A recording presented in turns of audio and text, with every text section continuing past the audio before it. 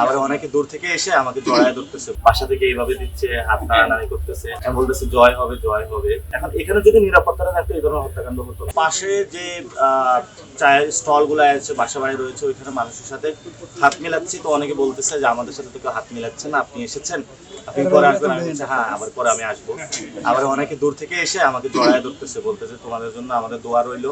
আবার অনেক পাস করে ফেলছে, অনেকে হলো আজকে দেখেছেন যারা খালাম মা আপা ছিল, বাসা থেকে এইভাবে দিচ্ছে, হাত নাড়ানাড়ি করতেছে, আমি বলতেছে জয় হবে জয় হবে। ঢাকা শহরের তো একটু গুরুত্বপূর্ণ এলাকা ঢাকা, এখানে তো অনেক ধরনের সমস্যা আছে, নাগরিক সমস্যা।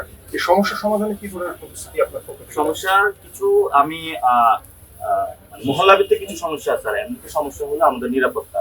দেখেন এখানে সাম্য হত্যাকাণ্ড হয়েছে, শহীদ ওসমান হাদি হত্যাকাণ্ড হয়েছে। এখন এখানে যদি নিরাপত্তাটা থাকতো এই ধরনের হত্যাকাণ্ড হতো না। 2 নম্বর হলো এখানে গুলিস্তান মতিঝিল কেন্দ্রিক অনেক ব্যবসায়ীরা রয়েছে, ক্ষুদ্র এবং মাঝারি ব্যবসায়ী। তো ক্ষুদ্র মাঝারি ব্যবসায়ীদের জন্য ওই ধরনের কোনো সংগঠনও নাই যাদের জন্য এখানে হলে এদের চাঁদাবাজি করে। চাঁদাবাজির কারণে তারা খুব সমস্যায় আছে। ইনশাল্লাহ আমরা তাদের পাশে দাঁড়াতে চাই। আরেকটি হলো এখানে গভর্নমেন্ট যে অফিসটা আছে ব্যুরোক্রেসি, এখানে হলো দুর্নীতি হচ্ছে, আমরা এটা ডিজিটালাইজেশন করে দিব। বিদ্যুতের সমস্যা আছে, গ্যাসের সমস্যা, আমরা এগুলো সমাধান করবো।